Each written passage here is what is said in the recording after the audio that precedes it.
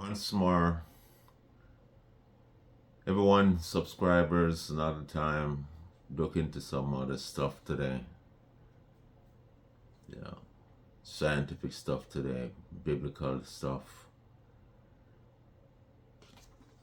It's important for Christians, you know, that we take Genesis serious because it's the foundation of the Christian faith, the foundation, and it's the holy book.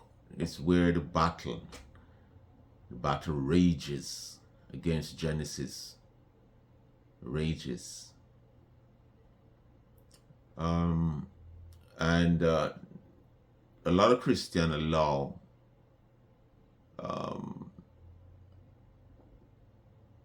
allow themselves to be convinced with contemporary science, and then they use contemporary science to interpret the Bible and interpret the Bible, especially in Genesis. They use contemporary science to let them, interpret the book of Genesis wrongly. The book of Genesis has been considered by some to be an historical, poetic book. A lot of people just want to see the book of Genesis as a poetical book, symbolic book, a mythical book. Have some truth, but most of it are symbolic and all of these things. Adam and Eve were not real people. So there's a theory out there. It's like based on monogenism is biblical. This is talk about Adam and Eve were the first two people that God created, and the whole human race stemmed from these two people. Over time, you have polygenism. You have polygenism, which believe that there were people that exist before Adam and Eve, and then God created Adam and Eve and put them in the garden, and then over time the people that were existing outside of the Garden of Eden merged with Adam and Eve, and then start the distribution, the diversification, and the distribution of the human race over the planet and stuff like that. There's several theories out there about the book of Genesis, several explanations, several interpretations, and most of them is in contradiction to what the Word of God said in Genesis. The book of Genesis is a literal historical account of how things started off from God's perspective. Some is saying where no human being exists at them, but God exists. He was there. He's the one who revealed things to Abraham and so on to write and stuff like that. And the whole issue about supernaturalism is a big problem with a lot of people, man. That they have a problem with God being who He is, and with the ability that God has. Like God can do what He wants to do. God can do anything. He can do anything He wants to do with anybody, with anything. Why people can take science so readily, but when it come on to spiritual things, when it come on to the own book that is their book. The book of the Bible is a Christian book about everything. In terms of how human beings fall, how the way to be saved, the redemption of mankind, the depravity of mankind, the whole issue about salvation. The Bible is not an encyclopedia about every little thing people want. They expect the Bible to answer. The Bible is not a scientific book, but if it touches science, it's true. Anything that the Bible touches is 100% true. Do not doubt the scripture. You believe in science so much that you would rather dispense with the Bible. Try to use scientific theories and methodologies and all of these hypotheses, and then you use it to undermine God's authority. It's God word. Even though it's God universe is not inconsistent with God world. The universe, God universe is not inconsistent. God universe is not inconsistent with his word. Where the problem lies with human being interpretation. His interpretation of the word plus his observation, his scientization of the universe. Many people believe that the universe is God. In the beginning, there was chaos and God was systematizing order, introducing life to this, or to this chaotic, primeval condition. There was no chaos in Genesis, man. God called matter and energy and space into existence. Then he started to shape things out gradually over 6 days. While secular contemporary science believe that nothing can get done except within trillions of years. God takes 6 days. We're talking about God. God has no rival, he has no match, he has no equal. Don't pit science against God. God, as I said before, makes science possible. And he can do it, he could have done it in 1 day. God has extremely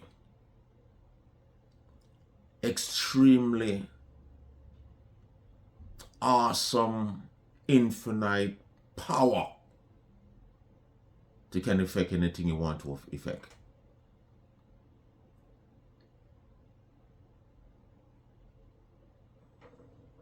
Think it's impossible for God to create all these things within 6 days? And there's a battle over etymology, there's a battle over even numerology, there's a battle over the word idiom and Berra, and all of these linguistic, you call it. There's so much things people brought to the text of Genesis to prove that it's not historical, it's not literal, it's all figurative and poetic and all of these things. If that was the case, we would be in serious trouble. Serious trouble. Peter Kraft and Ronald K. Talisi, they wrote a book called The Handbook of Christian Apologetics.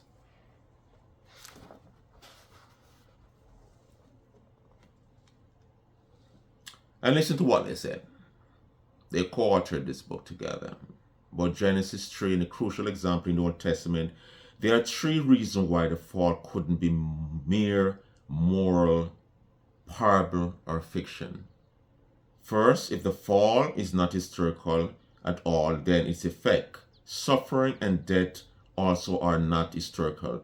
If sin is historical in its effect, it must be historical in its cause.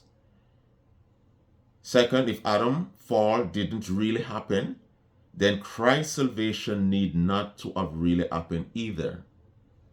Paul deliberately juxtaposes and parallels these two in Romans 6, calling Christ the second man or the second Adam.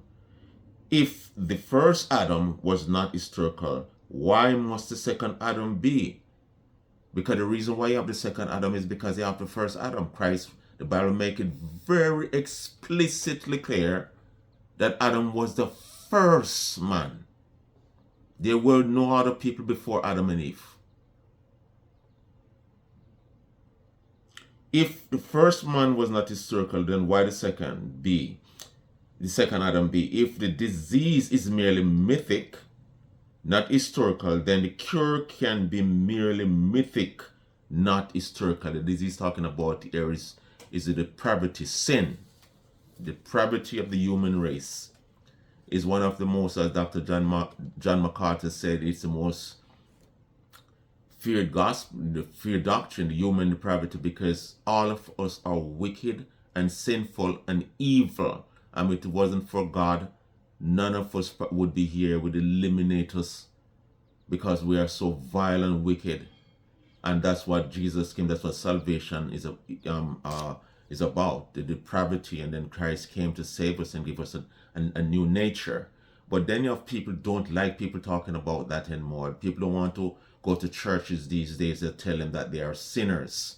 And they are awful sinners. They are wretched and evil and they need salvation. They need to be changed. So they go to places that they can hear that they're good and they're grand, they're good and grand creatures. And they'll, just look upon yourself in the mirror and say, I am God and I am this and I am beautiful, I am well, I am precious and all of these things. So that's why they flock all these motivational churches to tell them all of these things that, these things that are detrimental to their soul, detrimental to salvation. They make a mockery of the cross. They make a mockery of Christ himself, the incarnation of Christ, the ascension of Christ, to deal with our spiritual and moral, deplorable, degenerate condition. That's what this thing make a mockery of.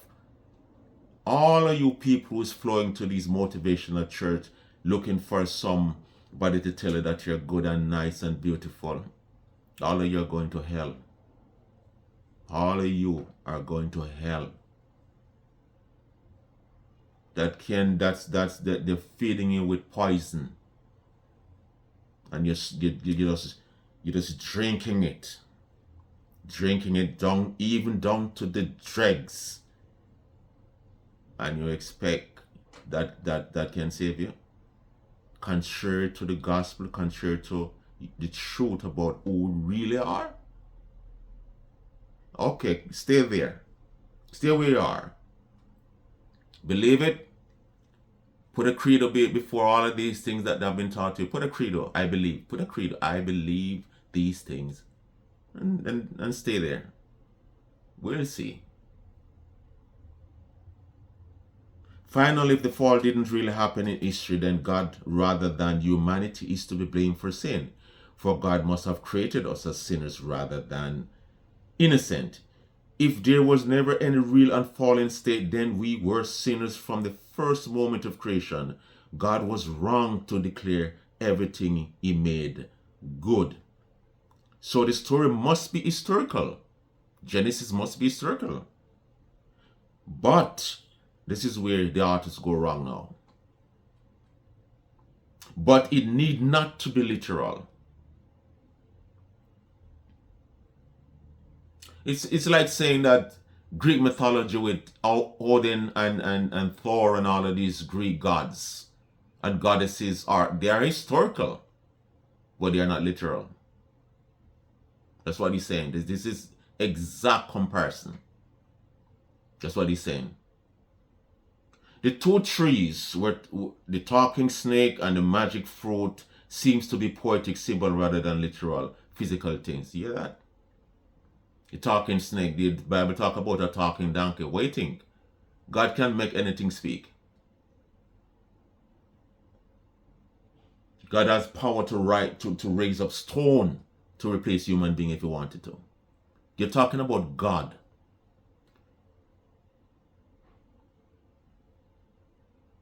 When Elisha, in the book of in the Old Testament, when God caused an ox, chopping down a tree and the metal parts flew off and fell into the water, and Elijah put a limb in and supernaturally float.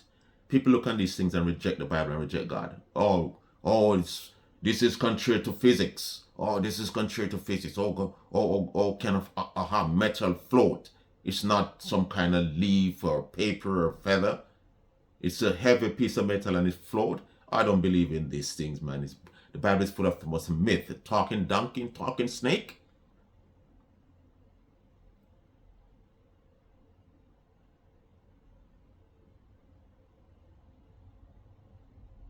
And the magic fruit seems to be poetic symbol. And there's nothing. Bible didn't mention anything about any magic fruit. It was fruit that could be eaten. It was as a test to see if Adam and Eve, they would be obedient to him and listen. So mention nothing about any magic fruit.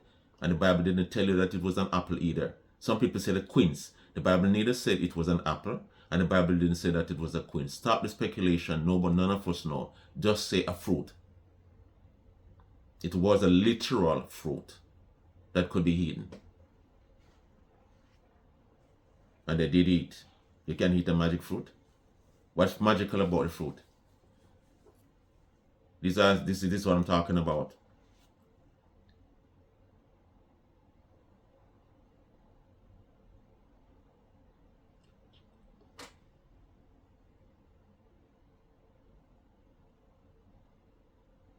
And hear what they said again. Darwin does not ask who created. Darwin does not ask who created species or why, but only how they appear. Darwinism, evolution, the doctrine of evolution is not about the origin, how things come to be. That's where origin of life come into be, because they want to explain how life started. But Darwin is not about that. Darwin is about how life was distributed. About how life was distributed. How all you have this variety of different animals, leaves and plants and flowers and all of this. The diversification of biological life. That's what Darwin is about. So natural selection couldn't do anything until life came on the earth, and that's where natural selection take over. And they say that Darwin was a breeder of rock pigeons. So, and just like breeders, they know to breed different animals and stuff like the same thing with Darwin. And then he extrapolate this upon all things. He think that's all nature. He did it by intelligence, but you think that naturally nature can do the same thing as how he did it intellectually as a human being, put things together, know how to put different species together to have other subspecies or hybrid and all of these things. So I believe that nature, naturalistic, chemists and physics can do the same thing. That's the whole point about Darwinian evolution.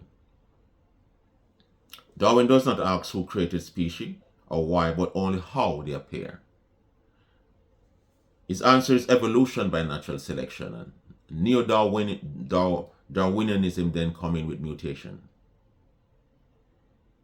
Genesis tells us who created all things. God.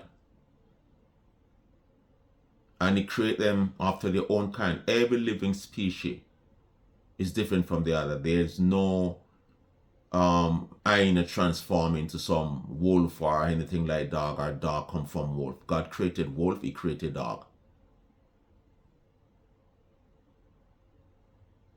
Man then came with this breeding techniques that they have. They can make different dogs like bulldogs. That was which this was poodle. These are creation by man, because they use this.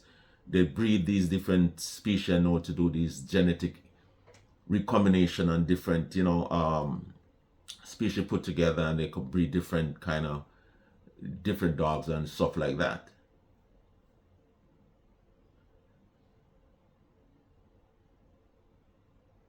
Genesis tells us who created God, that's God, and why.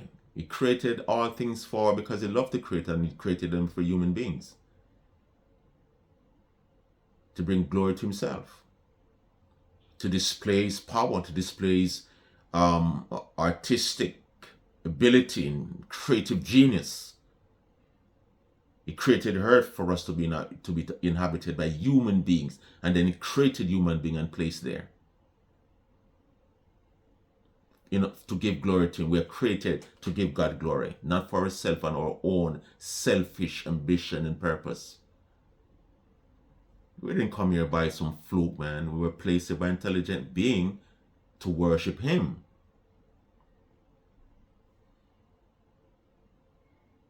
But not all. Genesis tells us who created us, God, and why, goodness, but not how.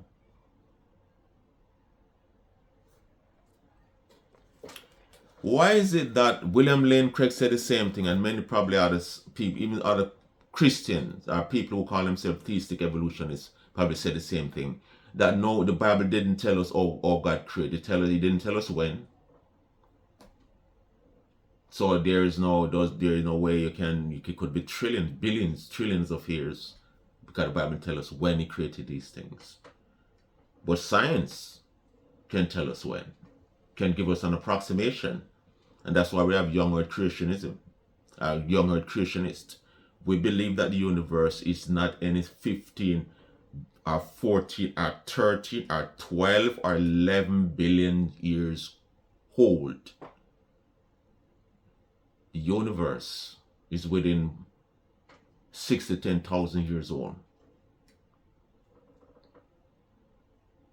And science tell you that the magnetic field over the earth, if the universe was that whole, it would go a long time, disappear a long time. The magnetic field that protects us from things that come from outer space. And comet. A lot of information is out there to tell you that the universe is not as old as they said it is. This is secular, contemporary, scientific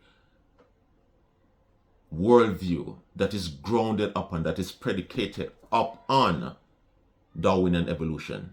Because Darwinian evolution is the principium. It is the principium of modern science. They believe that you could never have science without Darwinism, the evolution.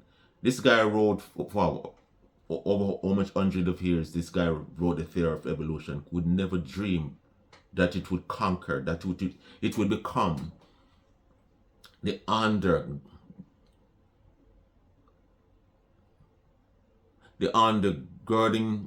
foundation, or the foundation on which science is grounded on. It become the foundation of the infrastructure of science itself. If you remove it, the whole scientific enterprise collapses upon itself. That to show you important it is. Every little thing they talk about, biological life and everything they talk about. You watch National Geography and you see evolution, this evolving to this, and all of these different things that animal has to protect themselves and to fight.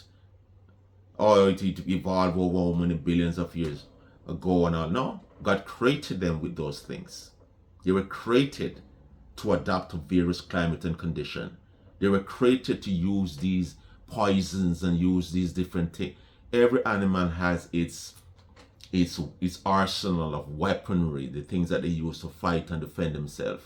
God designed them that way. No evolution. Evolution don't build anything. Science is proving that evolution is all about devolution. It destroy information. It break down things. It don't build anything.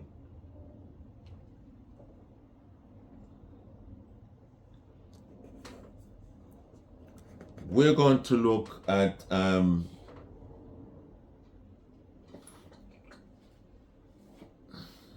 I mentioned earlier, mentioned that we'll talk about the Berra's blunder, that things evolve with variations, changes in biological and anatomical features and stuff like that. And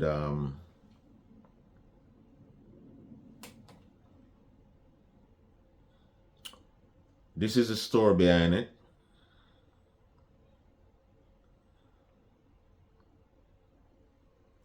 Targeting a non-technical is called Berra's blunder. Targeting a non-technical audience, Berra presented a case for biological evolution and explained why he and so many scientists think evolution is a fact. As part of his project, he described the evidence for human evolution, highlighting the progressive features of the hominid fossil record.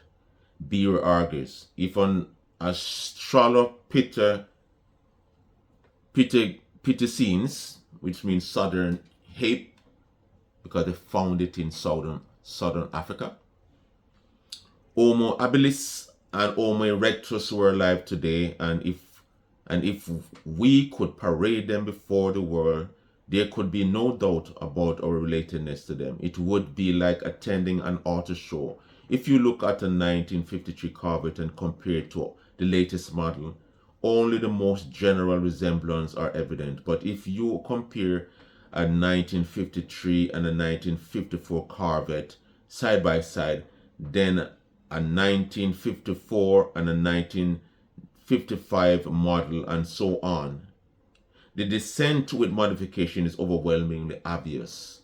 This is what paleontologists do with fossils, and the evidence is so solid and comprehensive that it cannot be denied by reasonable people. Why do you think these different vehicles take on different shape like that? Because of intelligent giant, the engineers and intelligent giant, the intelligent designers. They're the one to do that. It's not by naturalistic means. It's not by naturalistic means. They can take a one model and then put just a little, shape it a little bit more different. That's what they did. And yet they use this to provide some evidence of biological evolution. In comparing a Corvette model with a transitional intermediates in the fossil record, remember the fossil record, there is no intermediate fossil, never found. No animal of any pre-existent types somewhere to be discovered. This is one of the most humiliating aspects of Darwinism. The fossil record is poor. They have no evidence of pre-existing intermediaries.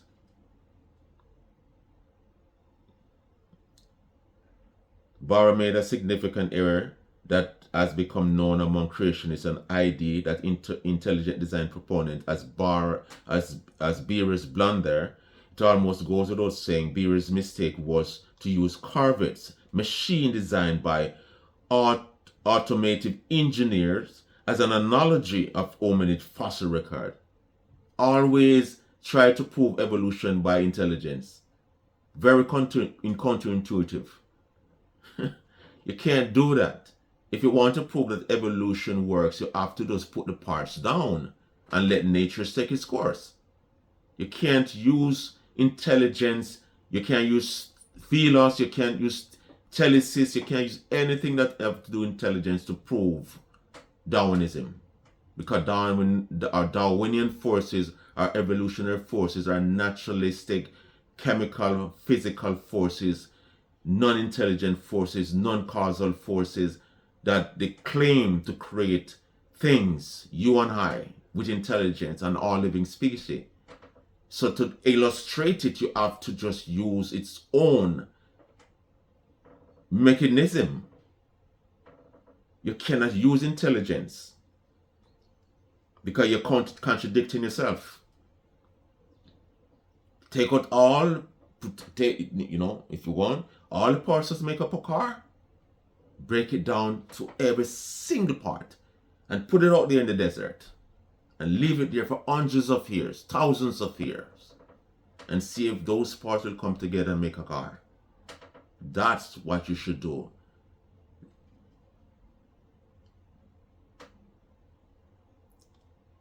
So Berra's mistake was to use Corvette's machine designed by automotive engineer as an analogy for hominid fossil record, claiming that sequential anatomical changes among the various hominid species reflect the outworking of an unguided evolutionary process in the same way that sequential design changes the Corvette reflect evolution of technology.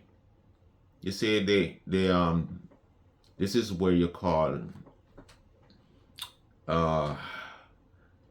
The word evolution can be used in so many different ways, and context demands as our evolution, to put a spin on evolution. Evolution of technology is not the same of the evolution of biology. When I talk about the evolution of technology, over time we change of technology. Human engineers and intelligent human beings change up the design and modify the design. That's, things evolve, change. It means change is over. So technological change is talking about. When you talk about biological changes, you're talking about macroevolution. And we talk about, we believe in microevolution because animals take on their variety of animals, and you can breed the different, dogs and all of these, the different cats and all of these things, a variation within a species, but not a species becoming another species, which is macroevolution. That's nonsense. That has never been proven.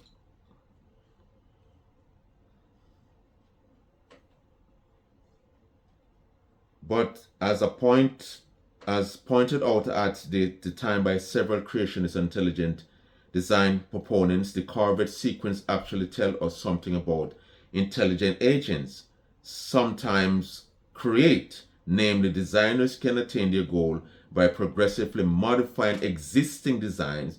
To put it another way, the chronological appearance of organisms in the fossil record displaying serial changes to the anatomical and physiological and behavioral feature could be explained as the work of the creator who successively producing creatures that display modification of an archetypical design. In this sense, the fossil record doesn't necessarily compel reasonable people to accept biological evolution any more than does the evolution of a miracle automobile.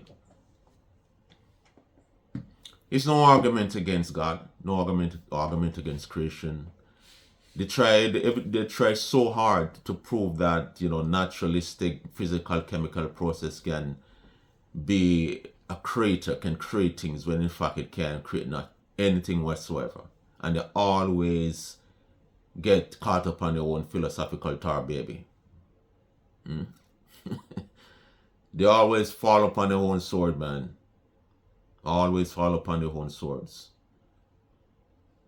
And things evolve, and you have all these, we have, as I mentioned in previous videos, talking about vestigial organs and leftover from as human evolves, and all of these different organs that they don't understand what the purpose of them on the human body. People still discovering things about the human body, even our brain. The meningeal layers in our brain, they recently discovered another compartment, another layer in our brain. So the earlobes, the coccyx, the endocrine system, the appendix were all considered vestigial organ until modern science, further as knowledge progresses, found that these things as anatomical and physiological relevance in the body. Vestigial organ used to be like approximately 100 of them, and now the scientists reduced them to a couple dozen, probably half a dozen.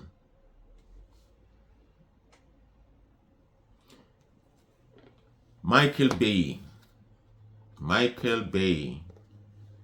wrote a book called The Edge of Evolution. He's another great molecular biologist who wrote hard against Darwinism, evolution. But these guys will never. He's a supporter of the intelligent design movement, but they still hold on to certain aspect of Darwinian evolution. Like, for instance, the common history. Let me read this portion about Michael B. Most compelling evidence for the shared ancestry of humans and other primates comes from the hemoglobin, not just their working hemoglobin, but broken hemoglobin gene too. In one region of our genomes, humans have 5 genes for protein that act at various stages of development, from from the embryo through to adult as the second beta-like chain of hemoglobin. This includes the genes for the beta chain itself, two almost identical copies of a gamma chain which occurs in fetal hemoglobin, and several others. Chimpanzees have the very same gene in the very same order. In the region between the two gamma genes and a gene that works after birth, human DNA contains a broken gene called pseudogene that closely resembles a working gene for beta genes, but has features in its sequence that preclude it from coding successfully for a protein. Chimp DNA has a very similar pseudogene at the same position. The beginning of the human pseudogene has two particular changes in two nucleotide letters that seems to deactivate the gene. The chimp pseudogene has the exact same changes. A bit further down in the human pseudogene is a deletion mutation which one particular letter is missing.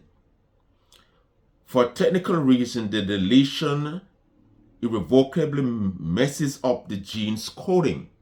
The very same letter is missing in chimp gene. Towards the end of the human pseudogenes, another letter is missing. The chimp pseudogenes is missing it too. The same mistakes in the same gene in the same position of both human and chimp DNA.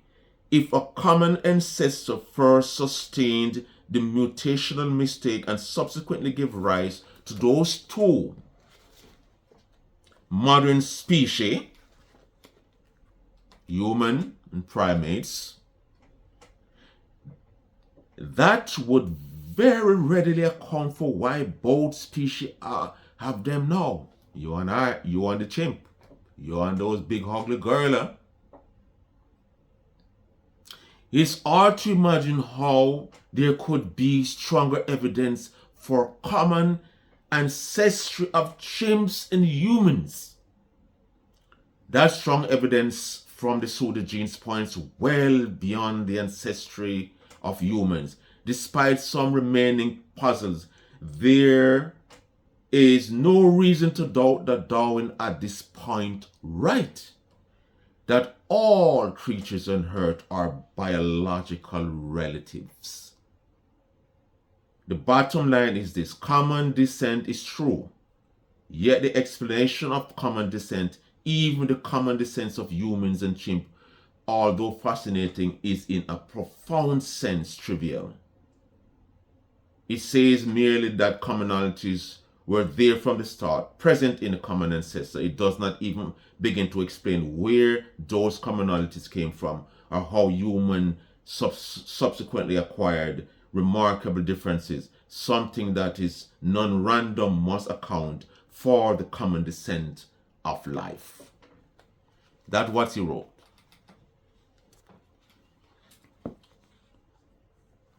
So, you on this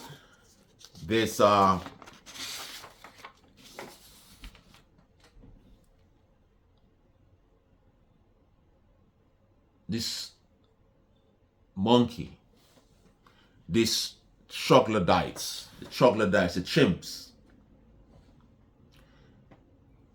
We are cousins, man. We're cousins, they say. We are cousins.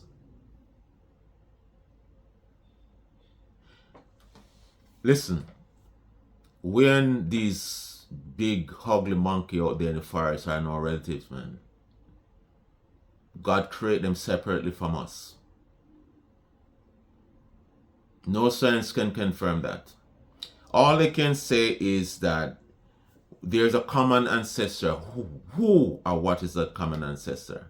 No one can say. And might be we can say is this bacteria that live in this pond how many millions of years ago, and then they come out and be some other creatures, and then these creatures be another creatures, and then this creature become a monkey, and then this monkey eventually evolve into Homo sapiens. So the common ancestor was in some pond there. That's the way they believe. It was in some pond. But yet, where did this bacteria come from? Where did it evolve from? In this pond.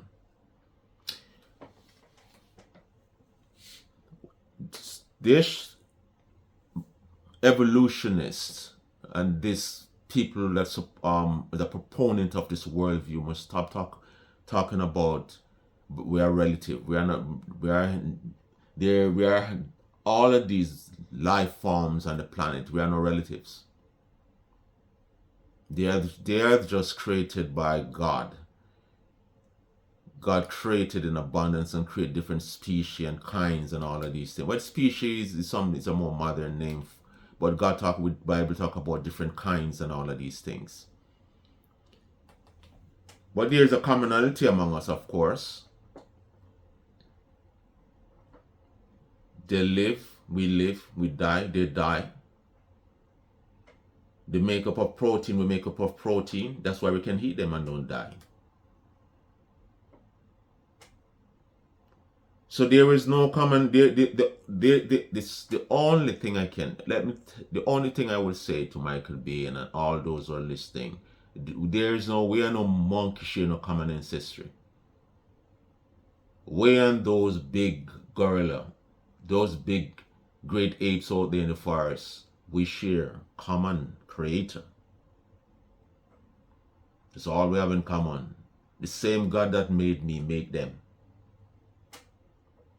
The same God, Jesus Christ himself, created you and created me, and he created those ugly beasts out there in the jungle.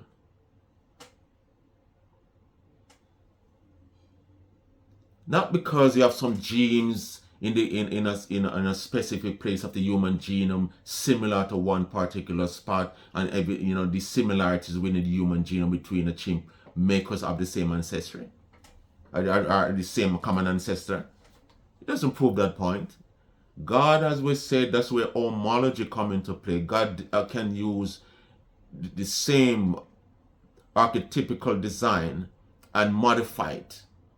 We have bones, the chimp of bones, blood and different things, and God designed it differently. But people like to focus on the similarity. It's not the similarity. Modern science tells you that it is not so much the similarity, it's the dissimilarity.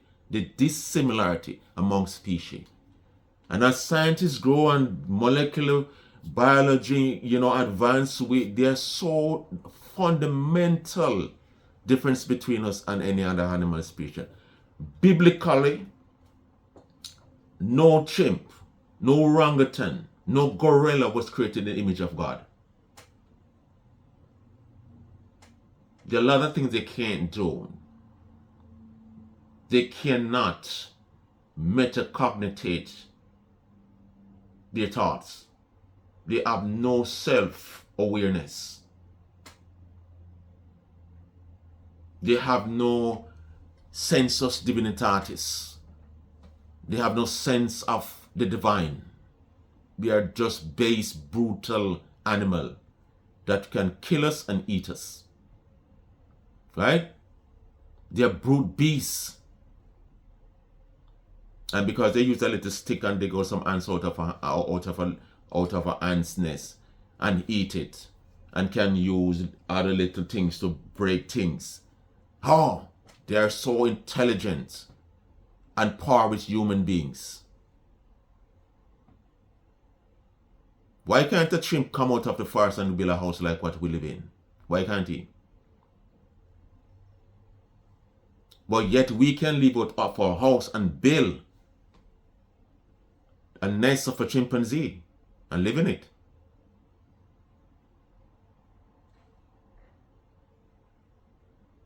Right? Anything that a chimp does, we can do better.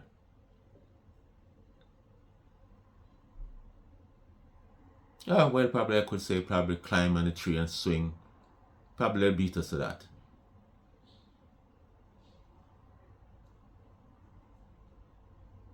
In terms of physical strength.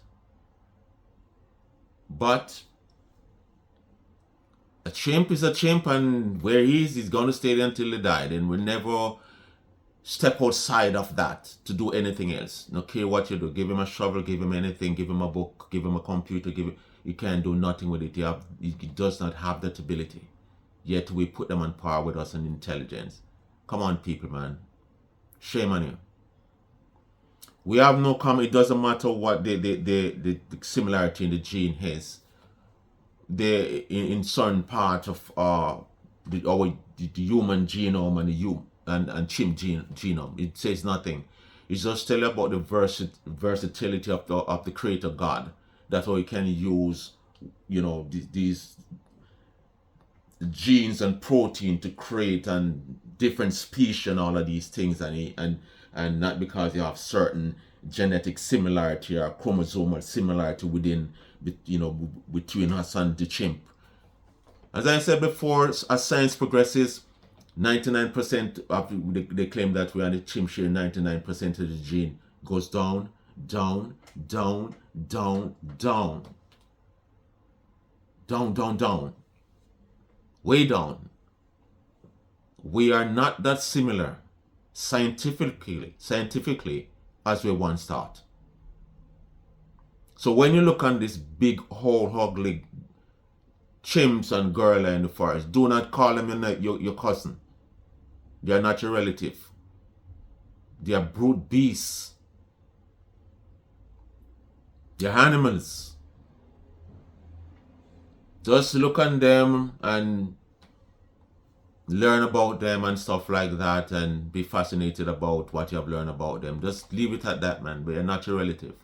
You are in a total different category than these things. You are like a god to a chimp. You are like a god to any animal. We have the power to wipe them off of the earth at any given time. We study them, we learn about, we can do anything we want to do with them. No animal can step out of their natural habitat and do anything like we do. None. They have to stay there because it's not in them to do that, and they will never do that. They will never evolve to do anything. I think somebody asked a question, why monkeys stop evolving into human? And I don't know, I don't remember what the answer they gave. When evolutionists give. If that's be the case, we come from. And what they say is not that we have it wrong according to evolutionists. We tend to say that we have a direct linear evolutionary progression from apes. That's not what they say. They say that we and the great apes have a common ancestor, and then and then we branch off somewhere along. The ape gone that way, and we gone that way. It's not that we have a common ancestor and then we do, just like we talk about the iconography we see all the time in textbooks and different stuff, them emblazing it over some places where you drive and you see it, where we are evolving from the ape in this linear progression. It's not that way. That's not the correct way of viewing it. The chimpanzee have this common ancestor. We share the same common ancestor way back millions of years ago. And then as time progresses, we veer off as human. We veer off as human on that path. And then the chimp veer off and as apes and they are on another path. So in that sense, we are relative. In that sense, we are relatively according to them. We are relative.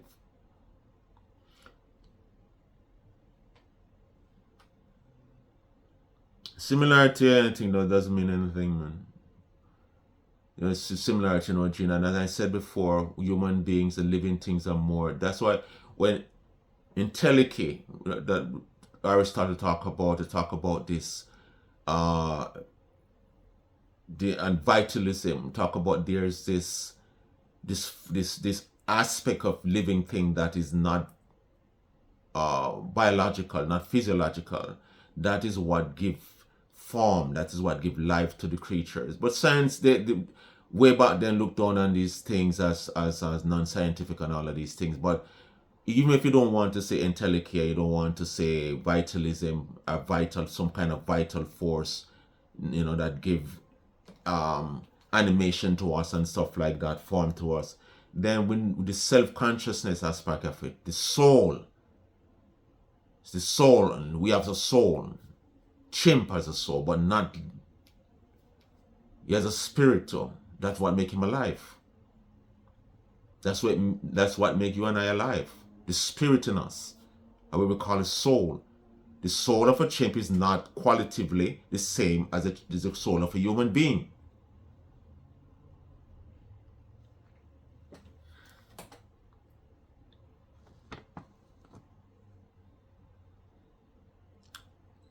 When we look in nature, a lot of people look in nature.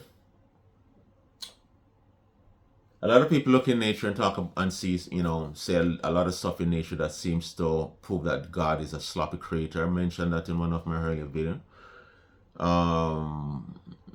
Like for instance, you talk about a brood parasite,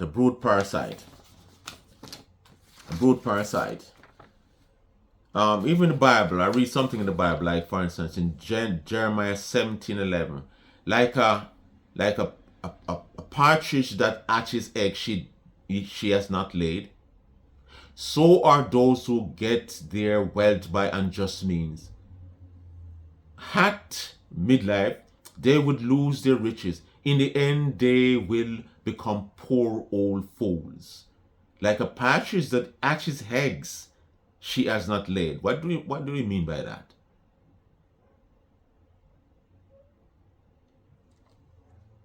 Right here is talking about brood parasite, man.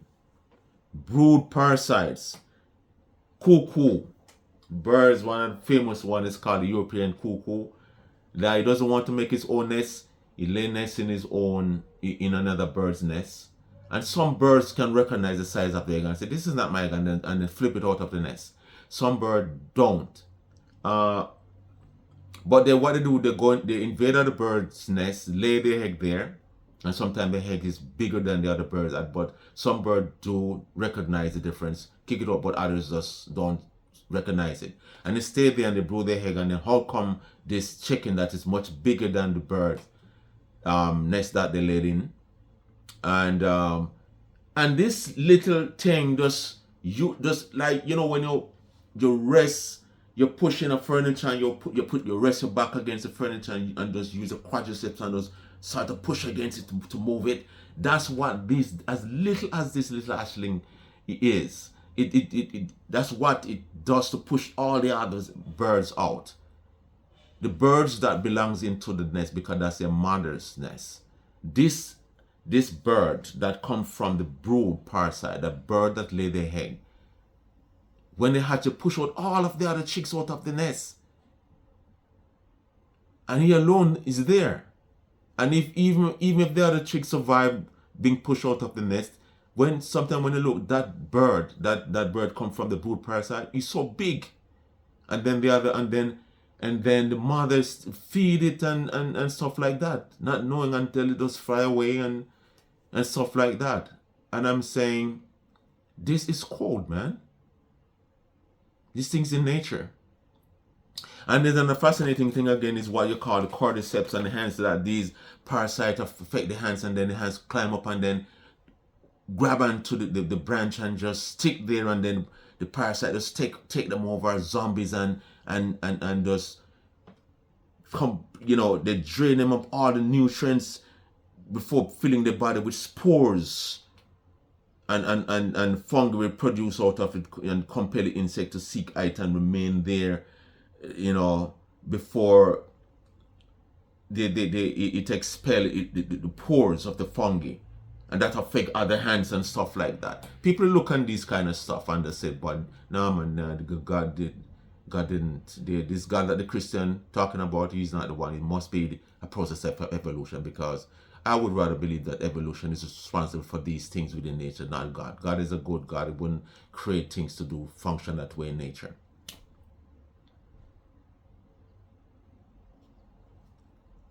And people use these things and reject God. And reject God as a competent, infinite creator. And most of the time it's just evolutionist. And there's so much other things that the human thumb, a lot of things about us and other animals, they write off as evolutionary cludges and all kind of stuff, and then when they study more, they find, oh, this is this thing of relevance. And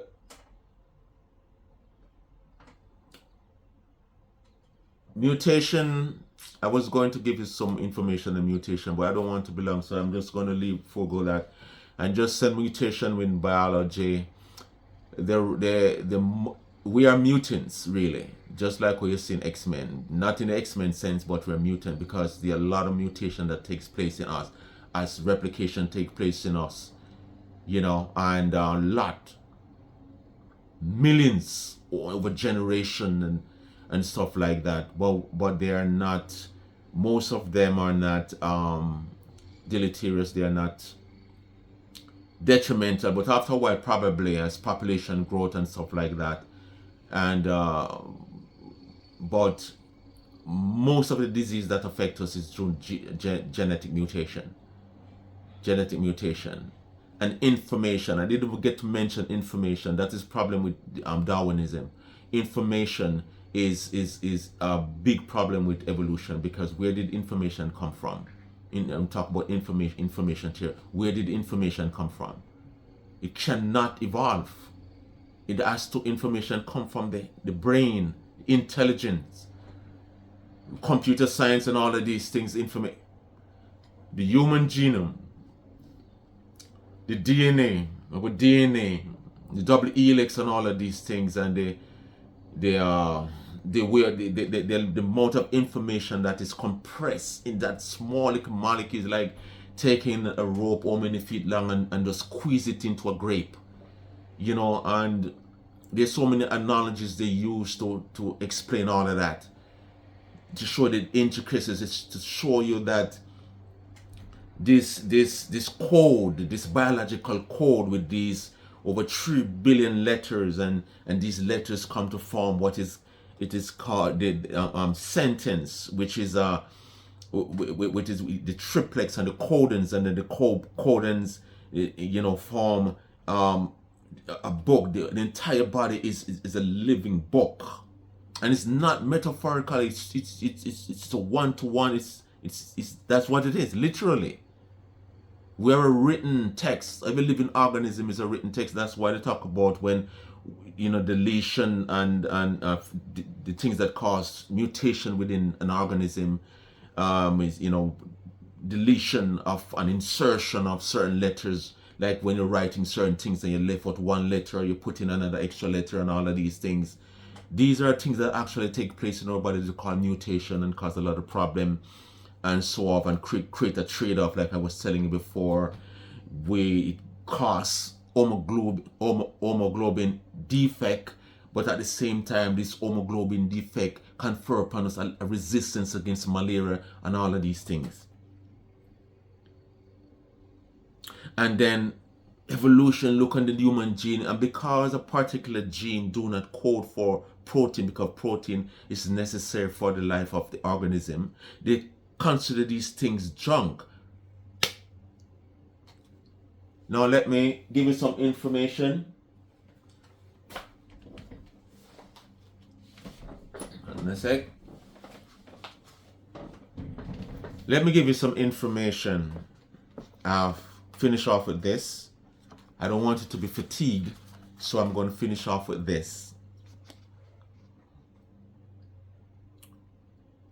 Consider the so-called junk DNA.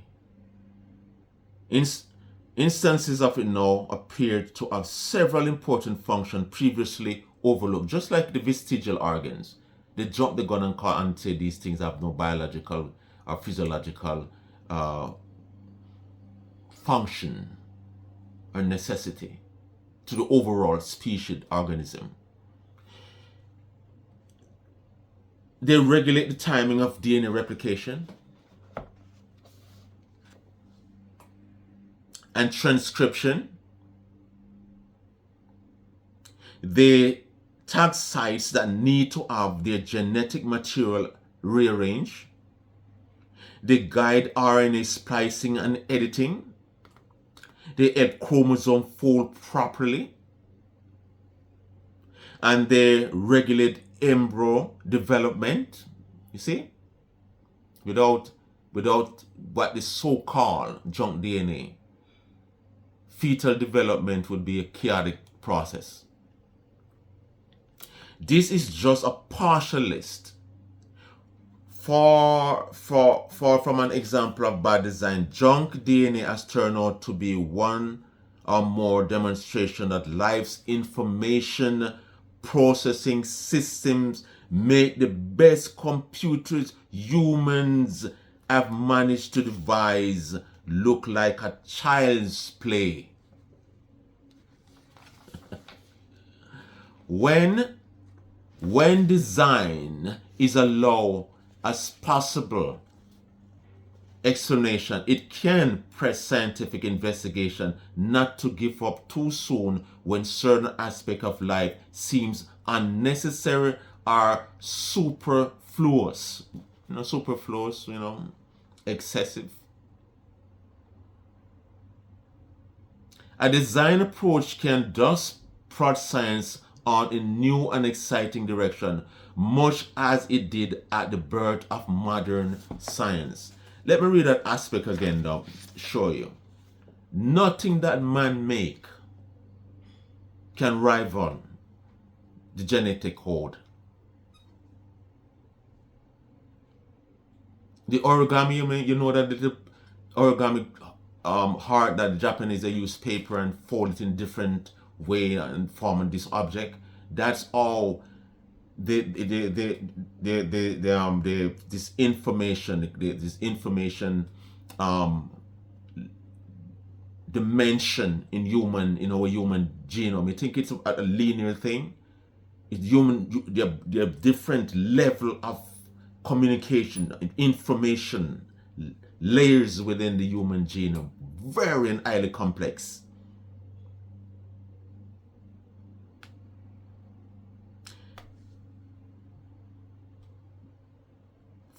Far from an example of bad design, junk DNA has turned out to be one more demonstration that life's information processing system, which is our DNA code in our body, make the best computers human has managed to devise look like a child's play, and that could never be evolved. Intelligence, anything has to do with information science, computer science, is the same, brothers and sisters. It's the same subscriber, man. It has to be a human being with intelligence, engineering intelligence, designing intelligence, information theories to put this thing together, because it's a complex thing. It cannot come to be by naturalistic, unguided, uncausal, non-intelligent, brutal force. The forces of nature are irrational, non-intelligent, mindless, and you expect this thing to create anything? That is why. Would you trust a computer if it come by that means? Would you trust it? You wouldn't. You wouldn't trust it. Anything that come by random, chaotic mean, you would never put your trust in it. So, friends, I hope you enjoy this. I hope you enjoy this, man. This, don't give in to modern scientists, man, and the garbage that they're spilling out there, man, and trying to, put down God and His creation, make the Bible seem like Genesis is some kind of mythological book when in fact it is not. It is greater than any scientific. It is greater. The book of Genesis is greater than any book written by any scientist. Any book. I don't understand how those scientists way back in the 16th, 17th century, like Isaac Newton and those people, why they can't accept the Bible for what it is and still be the greatest scientist. Look at Isaac Newton, greatest scientist ever. And yet, you have today's scientists, modern scientists, want to put God aside and think they can do science without God. And they can't. It's impossible. It's impossible. And many things about science cannot be investigated by scientific means, because science is a tool. It's a tool. Science is mortal man. Science is a tool, and the tool is taken by mortal men with finite brain, can make a lot of mistakes, and they make a lot of mistakes all the time. They talk about things that they do not understand many times over. Science is in a state of flux. They say one thing today and come back and say the opposite. All of them, put all of them together and ask them about something about the universe, and they'll give you different things. And they can't prove anything. They can't prove anything by any scientific means. But yet they believe in it. But when they come onto the Bible, oh dear God, and this book, this religious, fictitious book, you guys believe in, it's all nonsense, it's all fairy tale. It contributes nothing to any informative aspect of life. The Bible touches on creation of the universe and tell you who created it, how He created it.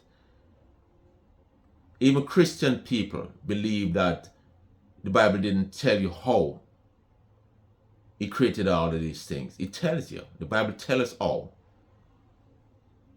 It tells us that He created all things by the word of His mouth.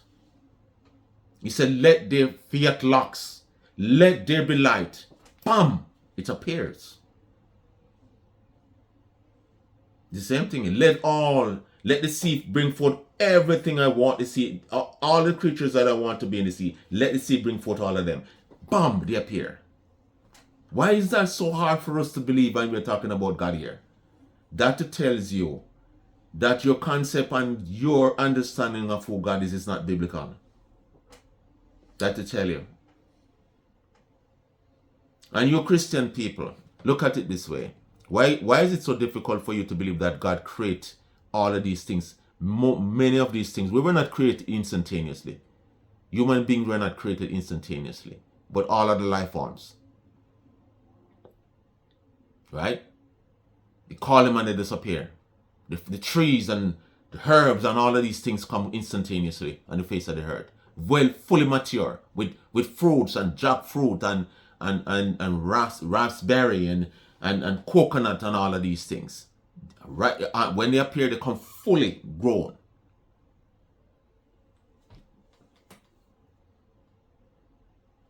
Fully grown. Then, if you can't believe that, how are you going to believe in the resurrection to come? When the Bible tells you in a twinkling of an eye, probably not even nanoseconds, but picoseconds, you're going to be changed. Boom! Like that. And the body will be given is far more superior than this body that you have right now. God is not going to do it through gradualism. Step by step by step by step by step. And I don't know how God, Bible didn't tell me how God is going to make our glorified body. It didn't tell us a step by step mean, like William Lane Craig. Well, there, the Bible left open to how we did it. Someday we might find the mechanism by how God did it. You will never find it, William Lane Craig. You're a sellout, man. You are a sellout. You allow your science to dictate your theology. You have it wrong. You inverted it. Come on, put it back. William Lane Craig, put it back. Put it back, put it right back where it's supposed to be. Theology must determine your science, and you will always have it right. That's why your understanding of Genesis is so heretical. Adam is so heretical, and many other things, because you're giving, you compromise.